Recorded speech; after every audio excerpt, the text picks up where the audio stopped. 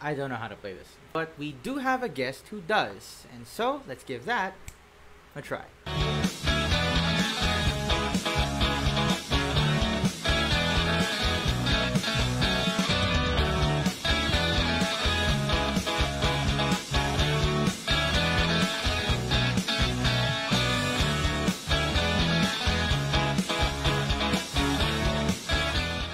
Hey everyone, my name's Ellie and welcome po na naman sa isang episode ng Try This Music.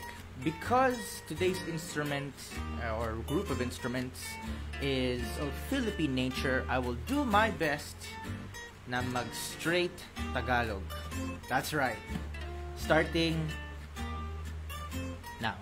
Ang rondalya ay isang grupo ng mga iba't ibang mga stringed instruments. Ano ba Tagalog ng string instruments? String, tali. Yun, basta yun. Tawagin ko na lang siyang tinaling instrumento. Kasi yung joke, kasi sabi ko, string instrumento, string tinali. Basta yun. Itong hawak kong ito ay isang bandurya. Ang bandurya ay isang maliit na stringed instrument or tinaling instrumento na ginagamit sa rondalya. Tawagin na lang po natin ang ating guest kasi puro kalokohan na lang sinasabi ko dito. Tawagin po natin si Sir Manuel Boyet Enicola. Okay, no? So, tanong na, anong mga instrumento meron sa isang rondalya? Basically, pag sinabi po natin rondalya, parang yung banda.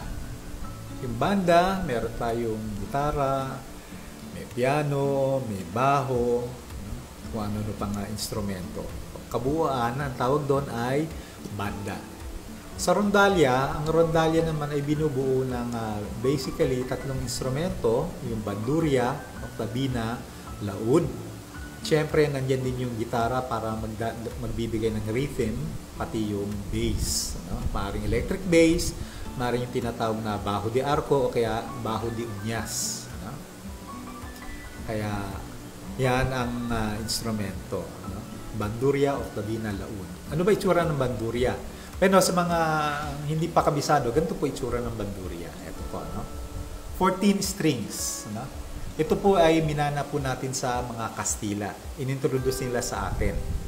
Ang Spanish version nito ay 12 lang po ang kwerdas. Maski mag-tour po kayo sa Europe, yun po makikita nyo, 12 ang kwerdas, maging sa Mexico. Ang sa atin, ginawa natin, yamang malilit ang daliri natin, naiipit sa dalawang strings.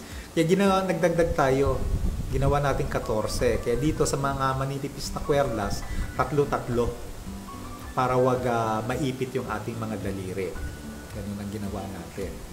Kaya dinesign natin, binago natin. Tapos medyo binabaan natin ng konti yung kanyang pitch para hindi tayo basta-basta mapapatira ng kwerdas. Ganun ka maparaan ang Pinoy. Kaya ang nakikita nyo po ngayon na bandurya ay uniquely Filipino. Ang isa pa dito, nabanggit natin kanina, octavina. Ano itsura ng octavina? Para siyang maliit na gitara, pero 14 strings din. Katono siya ng bandurya, pero mas mababa ang kanyang pitch ng isang oktaba. Kaya tawag dito octavina. Ang pangatlo, yung laud, para siyang bandurya din, pero mas malaki ang katawan at mas mahaba. So, ibig sabihin, mababa ang kanyang tono at mas marami kang matitipa ng mga nota. Pag pinagsama mo lahat yon, para na siyang isang orkestra. Ang tawag doon ngayon ay rondalya. Kaya tanong, ano bang pwedeng tugtugin sa isang rondalya? Maraming misconception dito, Akala ng iba, kumot ito'y isang katutubong instrumento, ang pwede lang tutugtugin ng rondalya ay mga Filipino folk music lang. Ang totoo, hindi po. Pwede siya tumugtog ng pop, rock and roll, Sa totoo lang, kahit anong genre. Malala ko way back 1970s, meron isang artista si Anthony Castello. Pop singer siya, So yung mga popular songs noon, yung kinakanta niya, kantang Tagalog, pero sinasaliwan niya ng bandurya. Kaya doon natin makikita na pwede pala sa mga modern songs ang rondalya instruments, bandurya man, laud, or octavina. Sa katunayan nga, meron akong kilala, hindi ko lang ma-record, hindi ko lang siya mahagilap. Yung Bohemian Rhapsody, kaya niyang tugtugin gamit ang bandurria. Isipin niyo 'yon. Walang ano yun ha, walang kasamang gitara o ibang instrumento. Solo 'yun, solo play. Ibig sabihin pwede.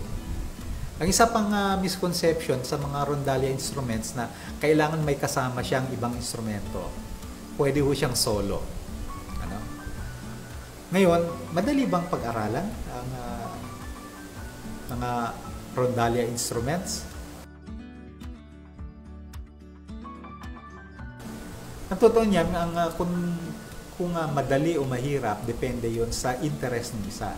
Pero kung gusto ng isa na matuto tungkol sa bandurria, laud, or octavina, kailangan marunong siya magbasa ng nota. Importante yon. Bakit? Kasi kadalasan yan, mag-uumpisa ka talaga gamit ang mga pyesa. Yun ang pagpapraktisan mo. Kailangan masanay doon ang daliri mo na mabilis ang pagkalabit. Paglipat ng pagtipa ng mga iba't ibang nota. Mabilis ang daliri mo, mabilis din ang mata mo na basahin kung ano yung mga notang nakasulat.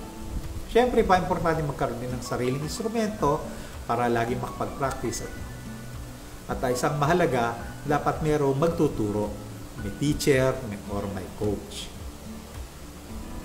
Ngayon, pagdating naman sa pag-conduct ng rondalia, walang pinagkaiba ito sa isang symphony orchestra.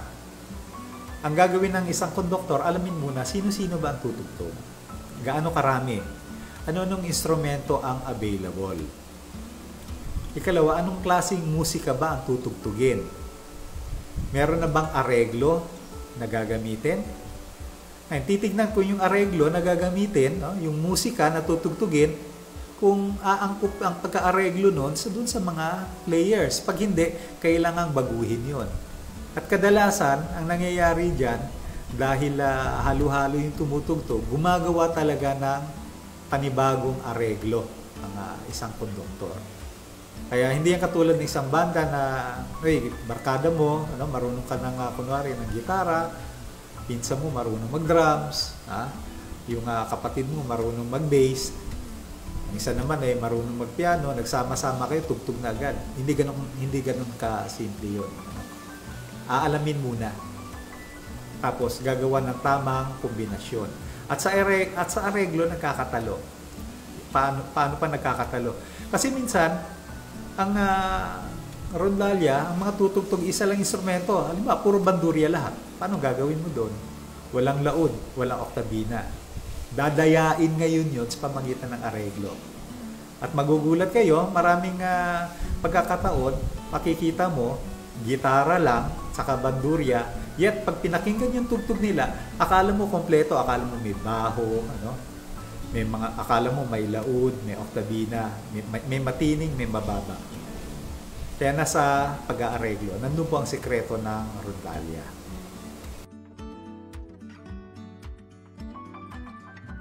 Para sa tumutugtog, lalo na kung ito'y hanap buhay niya, matatawag na meron siyang value proposition. Anong ibig sabihin natin? Meron siyang something na kakaiba, di pangkaraniwan. Ibig sabihin, hindi lang siya artist na kumakanta lang o tumutugtog ng pangkaraniwang instrumento. Ang instrumentong na tinutugtog niya ay something unique. Hindi araw-araw na nakikita. Kaya yun tinatawag natin na value proposition. Meron siyang tinatawag na unique branding. Halimbawa, yung nabanggit natin kaninang artist nung way back 1970, si Anthony Castello. Sa mga medyo bata-bata pa, bata noon. Sa mga may edad na, pag narinig yung pangalan Anthony Castello, automatic naalala nila, oops, ito yung singer na gumagamit ng bandurria. Nako-connect yung pangalan niya dun sa instrumentong ginagamit niya. Kaya yung nakakatulong yun. Isa pa na yun yung personal pride. Alam mo na itataguyod mo ang kulturang Pilipino. Sa katunayan, ang National University of Singapore ay nag-o-offer ng kurso sa rondalia music. Nag-iimporta sila ng teacher galing Pilipinas para turuan ng mga Singaporeans. Pwede nyo po i-search sa YouTube yan. National University of Singapore Rondalia. Makikita nyo. No? Hindi Pilipino tumutugtog. Ang nagko-conduct, mga teacher, Pilipino, pero Singaporeans. Mga Chinese pa nga ang tumutugtog ng ating instrumento. At syempre pa, dahil ito'y musika, ang nangyayari, dahil laging aktibo ang pag-iisip, tumatanda man ang physical, tumatanda man ang edad, pero yung isip, yung puso mo, nananatiling bata. Yun ang masabi ko, number 1 na bentahe. No? Siyempre, hindi lang naman sa Rondalia Instruments, kundi ito ay applicable sa lahat ng instrumento. Kaya para sa lahat, suggestion ko po, subukan nyo pong i-appreciate muna ang Rondalia music. Para makita nyo kung ano nagagawa ng mga instrumentong ito, pwede kayo mag-search po sa YouTube. I-type nyo lang po, Bandurria o kaya Rondalia.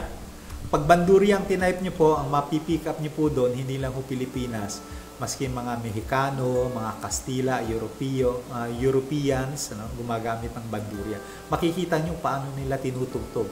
Mga popular music, mga folk music, at doon nyo ma-appreciate. Ngayon, kung mapapahalagahan nyo na maganda, nagustuhan nyo yung instrumento, then siguro oras na para bumili kayo ng sarili nyong instrumento. Magkano? Hindi naman kamahalag. 2,500 to 3,000 pesos lang po sa Raon. No? Or kahit dito sa mga malalapit na music store. At lalo na ngayong pandemic, pwede nyo gawing libangan ito.